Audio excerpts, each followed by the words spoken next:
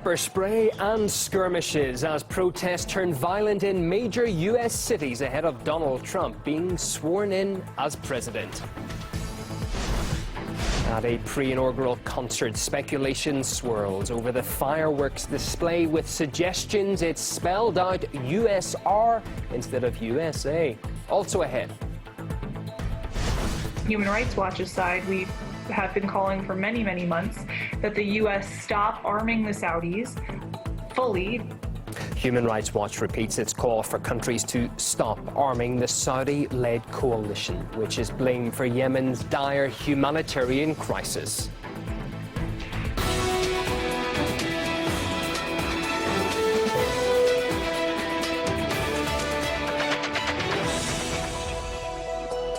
Welcome to RT International this Friday afternoon here in Moscow, January the 20th. I'm Ewan O'Neill. Good to have your company. Our top story this hour as the clock ticks down to Donald Trump being sworn in as America's next president. Thousands have turned out to protest against him in Washington, D.C. and New York, with clashes between demonstrators and police in the Capitol.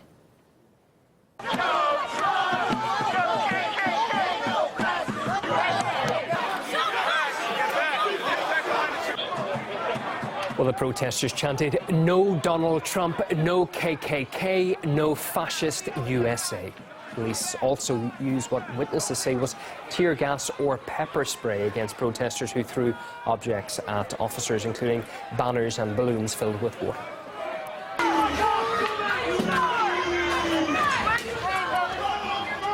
Protesters were seen setting fire to a trash can, while plants along the street were ripped up.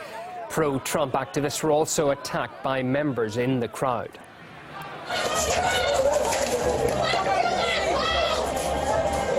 This is video of the president-elect's supporters being attacked by anti-Trump demonstrators who threw projectiles at them outside a building hosting a pre-inauguration celebration called Deplorable.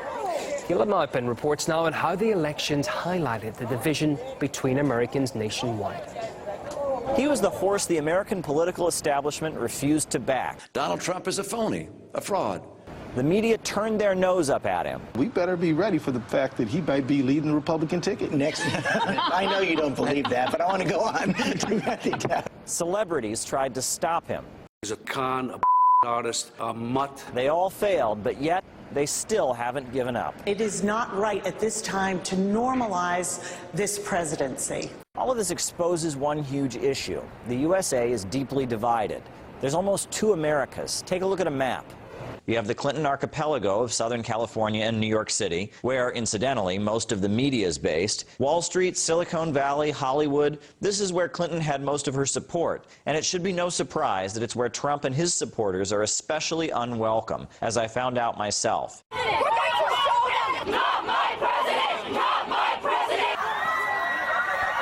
Why do you think this area in particular is such a stronghold of Clinton supporters?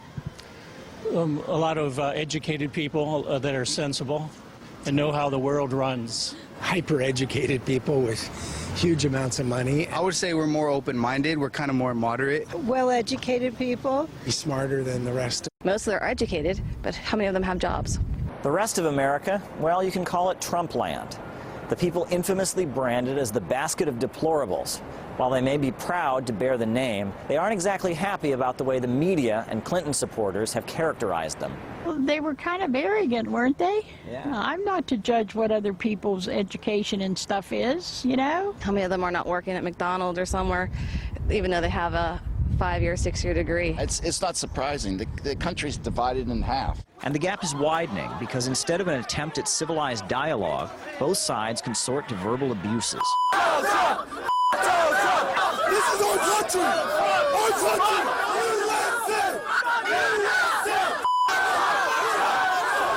Trump says he wants to make America great again. But to do that, he'll have to tackle America's hate within. Caleb Maupin, RT, New York. Well, that clear dislike shown towards Donald Trump has grown amid much of the mainstream's media's critical coverage against him. Most recently, CNN's been reporting what would happen should disaster strike during Trump's inauguration. What if an incoming president and his immediate successors were wiped out on day one? Who would be in charge if an attack hit the incoming president? It won't be a Trump cabinet secretary. It will be an Obama appointee. It is patently irresponsible. Dare I say it is criminal. Do you have any idea of how many nutcases we have walking around here? People who have absolutely nothing to live for. People who have been riled into this sense of absolute froth over this president-elect who has been called by some illegitimate, and you have this show where you're basically providing a prescription. You're basically tacitly saying, you know, this is what would happen if, God forbid, somebody were to off the president and the vice president. Why, if it would happen, it would be pretty much just the way it was before. Do you know how little it takes to get some attention-starved lone wolf, some demented, psychopathic, homicidal lunatic to empower and to propel them into maybe taking one for the team? This is just inconceivable. Well, as mentioned, in his final night before becoming president, Donald Trump held a pre-inaugural concert in Washington, D.C.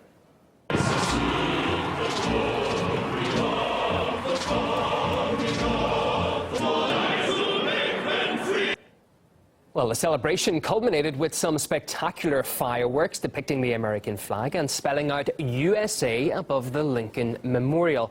Well, sort of. Some people spotted that the three letters here, which burst into the sky, look suspiciously like USR.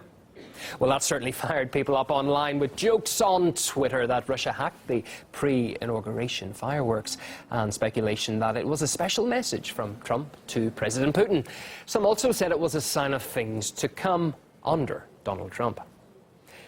Meanwhile, officials in Washington have been busy readying themselves for Trump's arrival. Over in the U.S. State Department, workers were offered anti-stress sessions to help them come to terms with the result of the U.S. presidential election.